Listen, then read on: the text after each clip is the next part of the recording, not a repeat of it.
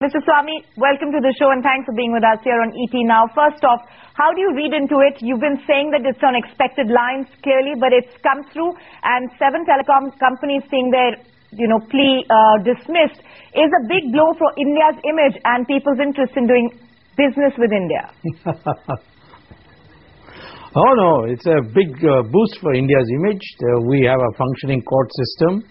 We are not a banana republic that businessmen can engage into a cartel with politicians and decide what they want to do.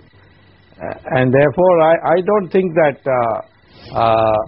I don't think that this is a blow for India at all, and it's just to be expected. After all, let us say that some of the informal payments that they have made, I'll use a diplomatic word, that has ruined our reputation much more than anything else.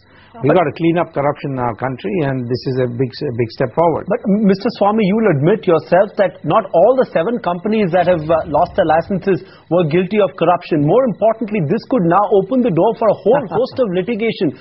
It's quite certain that some of these foreign companies will invoke bilateral treaties.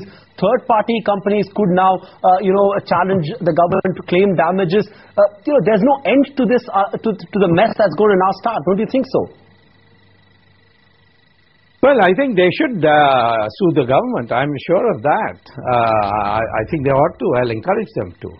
But the fact is that the people are the beneficiaries in this, and such things should not happen in the future. Business companies come from all over the world when they smell profit, and they are not too bothered about whether the court or two. So I don't think this has got anything to do with the investment climate and all that people are mentioning. It's a salute.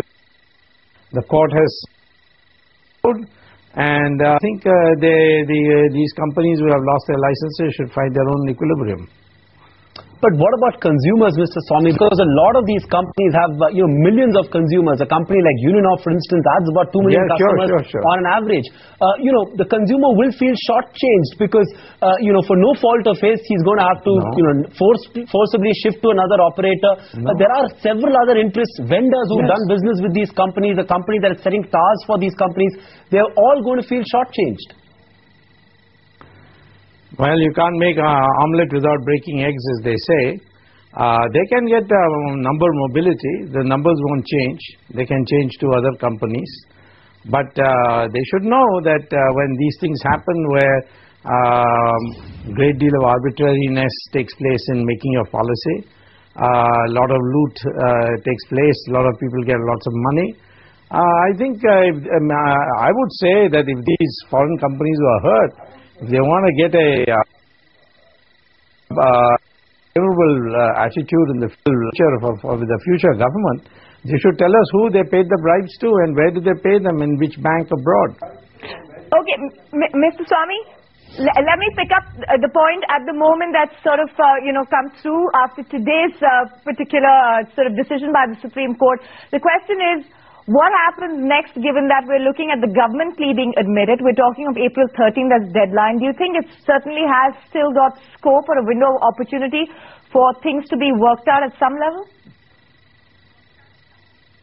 Well, I saw the spin which the government gave and which you have recycled in this program in the beginning. This is not any great victory for the government. There is a question because this is a petition dealing with spectrum as a natural resource. And it's a fair question whether this applies to every other natural resource.